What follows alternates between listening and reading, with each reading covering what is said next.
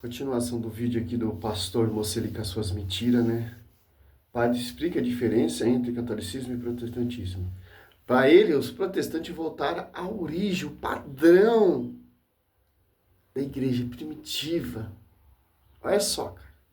Como sem unidade? A Universal prega um evangelho. A Assembleia prega outro evangelho. A igreja desse pastor prega outro evangelho. Como vai manter o padrão? Como vai manter a unidade que cada um prega o que quer? Ao padrão bíblico de interpretação bíblica. Sim, eles interpretaram a Bíblia com o método da própria Bíblia, por meio das regras que Jesus e que os profetas, os apóstolos utilizaram para interpretar a Escritura. E esse método é o que nós chamamos de método gramático histórico. O sentido do texto é apenas um, aquele que o autor quis transmitir aos ouvintes originais. E seu sentido está preso às palavras e ao contexto histórico.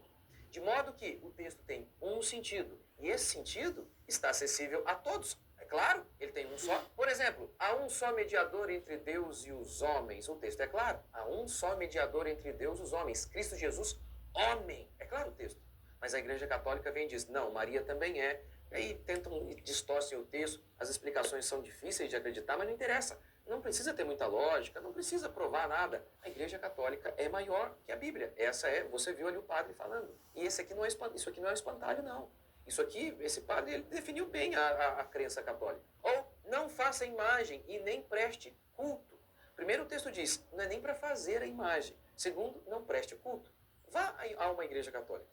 E eu estou aqui do lado da segunda maior igreja católica. Cara, que distorção, hein? Ó, catecismo. É mais um mentiroso desses esgotos, né? Olha só. Parágrafo 80, página 34. Olha só. A revelação entre a tradição e a Sagrada Escritura. Olha só. Para ele, a igreja distorce tudo. Para ele, o único mediador é Cristo. Mas vocês católicos colocam Maria também como mediadora. Mas vocês católicos prega outro Jesus diferente. Por exemplo, não, meu irmão, nós pegamos uma unidade. Nossa regra de fé não é só Bíblia. A nossa regra de fé está no fundamento dos apóstolos, Efésios 2:20. A nossa regra de fé está sobre as colunas, 1 Timóteo 3,15, que a igreja é sustentáculo da verdade. Segundo Tessalonicenses 3,15, Paulo fala para guardar a tradição em carta escrita por nós. Aonde? No magistério. Efésios 3,10, a divina diversidade de sabedoria será conhecida pela igreja. É uma igreja protestante? É a mundial? É a assembleia? É a sua denominação, pastor? Olha só. A fé católica. A tradição que o padre falou no primeiro vídeo que eu fiz. E a escritura estão entre si, estreitamente unidas em comunicação, pois provinda ambos da mesma fonte divina, forma de certo modo um só todo, e tendo para o mesmo fim, tanto uma como a outra, torna-se presente e fecundo na igreja, o ministério de Cristo, que prometeu permanecer com os seus todos os dias até o fim dos tempos. Mateus 28:20. Olha só, o Espírito Santo prometeu estar nessa igreja até o fim dos tempos. Não a igreja que surgiu 16 séculos de atraso. Em 1 Timóteo 2,5 ali, o único mediador é Cristo. 1 Timóteo 2,1, intercessão deixou para nós santos aqui que estão buscando a perfeição, e os justos que chegaram à perfeição. Apocalipse 6, 9, 10. A Bíblia é regra de fé, então você tem que seguir a Bíblia, pastor. Não, mas a reforma protestante está buscando, está seguindo de acordo com os princípios e o fundamento dos apóstolos. Não tá, meu irmão. Porque os apóstolos, olha só, não era... tinha outro pensamento, outra visão, outra revelação. Paulo fala em 1 Coríntios 1:10. Olha só. Já repreendendo o protestantismo, que tem divisão contra a Bíblia. Rogo a vos, irmãos. Ou Filipenses 2:2. 1 Coríntios 1:10. Rogo a vos, irmão, em nome de nosso Senhor Jesus Cristo, que todos estejam em pleno acordo, que não haja entre vós divisões, viver em boa harmonia no mesmo espírito, no mesmo sentimento. Agora você pega em Atos 2:42, perseverava eles na doutrina dos apóstolos, na união, na fração, na comunhão, na fração do pão. Olha só que interessante. Vocês seguem isso aqui? Vocês seguem essa unidade?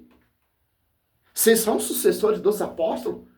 Vocês foram confiados a verdade à igreja protestante? Não. Sobre ti, Pedro, eu edificarei minha igreja. Sobre essa igreja, sobre o pastoreio, sobre a Quefas, João 21, do 15 ao 17, foi confiado a essa igreja. E os apóstolos, o líder principal, Pedro, para pastorear essa igreja, para não ter, cada esquina ter uma igrejinha fundo de quintal. Cada pessoa tem interpretação pessoal. Não, meu irmão.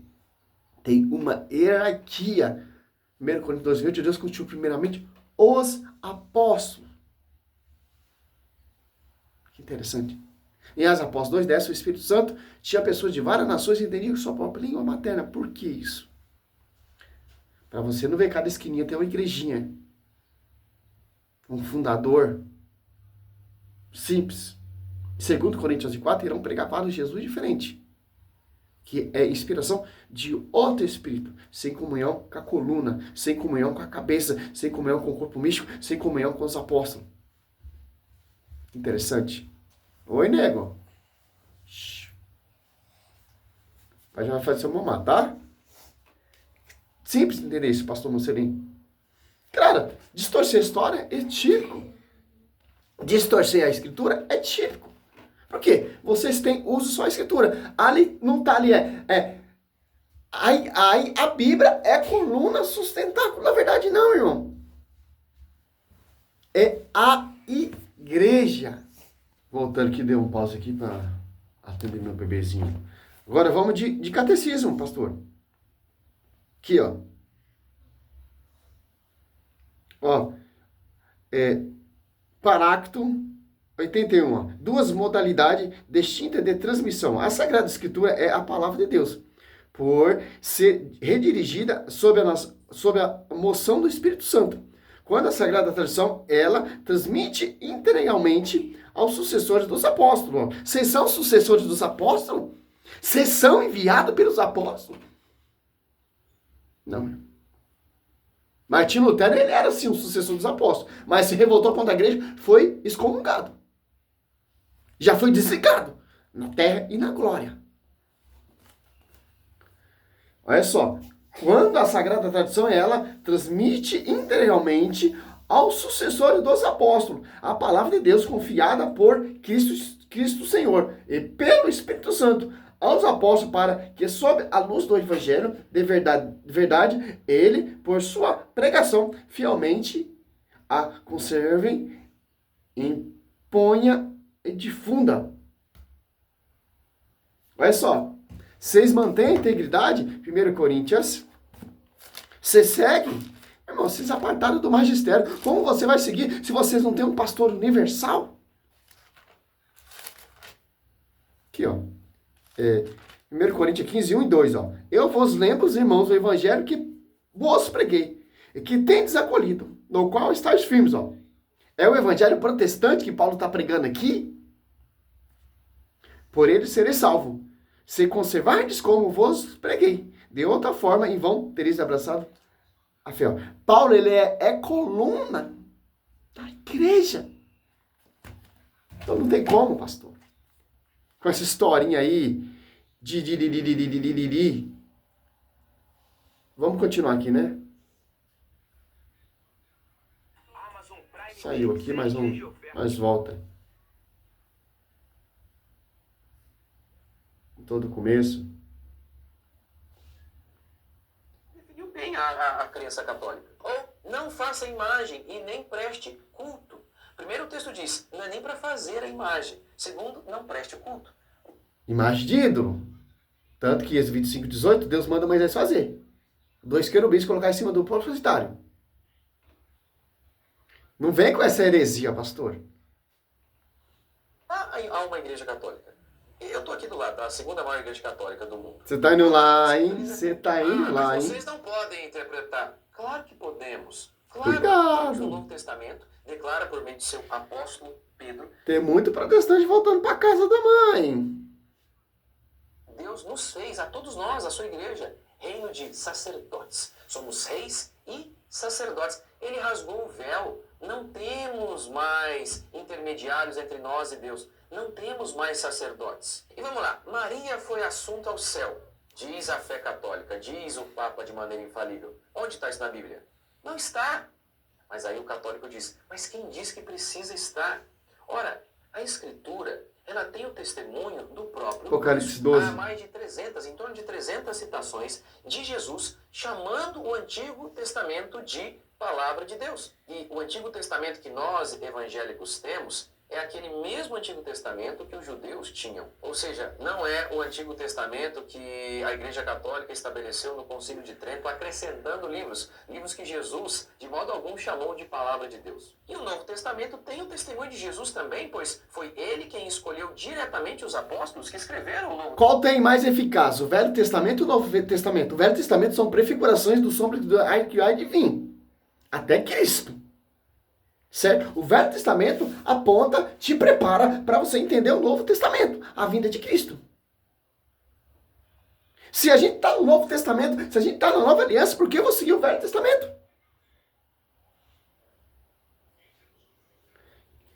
A palavra diz, Hebreus 8, 13, ó. Se Deus fala de uma aliança nova, é que ele declara antiquada e precedente. Ora, o que é antiquada é envelhecida, está certamente fadada a desaparecer. Tudo que está escrito no Velho Testamento, as profecias, as passagens, os milagres, os prodígios, os mistérios, etc., até a vinda de Cristo. Quem escreveu o Novo Testamento?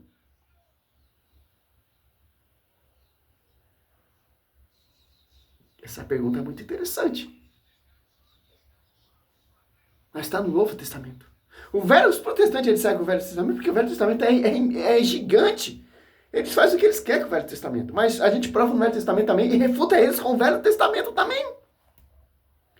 O Velho Testamento é só um pastoreio. Moisés. Novo Testamento, um pastoreio. Velho Testamento, Moisés morre, José sucede seu lugar. Cristo sobe para novo e Pedro fica no seu lugar. Você está entendendo? É isso que os caras não querem entender. No Velho Testamento só tem um pastor, Moisés. Então, vamos seguir só um pastoreio. É um só templo, uma forma de culto. No Novo Testamento é a mesma coisa. Templo cheio de imagem e escultura. No Novo Testamento também a igreja de Cristo será cheia de imagem e escultura. Via sacra, ícones, imagem de servos, de santos, etc. Velho Testamento, imagem de querubins, etc. Não tem muita diferença nisso. Que lambança, hein, pastor? Que lambança. Não provou um versículo bíblico? O vídeo todo, um versículo bíblico. Você não usou a Bíblia num versículo bíblico. Você não pegou a Bíblia para provar que a Igreja Católica está errada. Não é somente a Escritura? Então você tem que tomar vergonha na sua cara e pegar a Escritura e mostrar na Escritura. E o Novo Testamento tem o testemunho de Jesus também, pois foi ele quem escolheu diretamente os apóstolos que escreveram o Novo Testamento. Esses apóstolos receberam diretamente de Jesus a mensagem. E a própria Bíblia, o próprio Novo Testamento, dá testemunho da Bíblia. Pedro, por exemplo, diz que nos escritos de Paulo há pontos difíceis de entender que os ignorantes e instáveis, eles distorcem. Como assim eles distorcem as demais escrituras? Ou seja, ele está chamando os escritos de Paulo de escritura. Em Gálatas, Paulo disse que o evangelho dele não é de origem humana. Em Gálatas, Paulo disse que o evangelho pregado por ele não era de origem humana, mas divina. O que ele aprendeu, ele recebeu de Cristo. Em Apocalipse, capítulo 19, verso 9, João disse: estas são as palavras de Deus. De modo que a igreja não determinou o que seria a palavra de Deus. Ela apenas reconheceu o que de fato era a palavra de Deus. Agora, Jesus teve uma luta com os fariseus que foi muito parecida com a luta que os reformadores tiveram com a Igreja Católica sobre tradição. Jesus várias vezes acusou os fariseus de colocarem a tradição acima da Escritura. E assim, por meio da tradição, eles negavam as Escrituras. Ora, os reformadores, eles não negaram a tradição. Tanto que, por exemplo, Lutero, ele bebeu e muito das fontes de Agostinho. Mas os reformadores nunca colocaram a tradição em pé de igualdade, ou muito menos acima da Escritura. E eles sempre julgaram a tradição a partir da regra de verdade, a Bíblia. Ora, a Bíblia é infalível. A igreja não. Ela é muito importante no nosso conhecimento. O povo de Deus, ao longo desses 2000 anos, é muito importante. Mas a Bíblia é infalível. A igreja não é. É certo? Colocar a igreja como regra da verdade? Não é mais sábio e prudente colocar... Tiroteio, né? Então, a regra de fé é a Bíblia, não é a igreja. A Bíblia é infalível, não a igreja. Tá cuspindo na esposa do Senhor, cara. Vamos ver mesmo se a igreja ela é infalível ou não é. Bíblia. Ah, o evangelho que Paulo pregou não tem origem humana. Claro que não tem. Foi revelação do Senhor Jesus Cristo. Mesma coisa que a revelação, a origem da igreja também não é revelação de homens. O mesmo Espírito ali que revelou para Paulo, que capacitou Paulo, é o mesmo Espírito que está aqui usando Pedro para ter a revelação. Mateus 16. Simão Pedro respondeu, tu és o Cristo, o Filho de Deus vivo. Jesus então lhe disse, feliz é Simão, filho de Jonas, porque não foi a carne nem o sangue que te revelou isso, mas meu Pai que está no céu. Porque eles aceitam a revelação de Paulo, que o evangelho não tem origem de homens, e aqui também eles rejeitam aqui que a revelação também não foi de homens. Interessante. Porque eles querem seguir o que eles querem. Se eu aceito a revelação de Paulo, por que eu não aceito a revelação de Pedro aqui? Cristo profetizando, sobre ti, Pedro, eu edificarei minha igreja.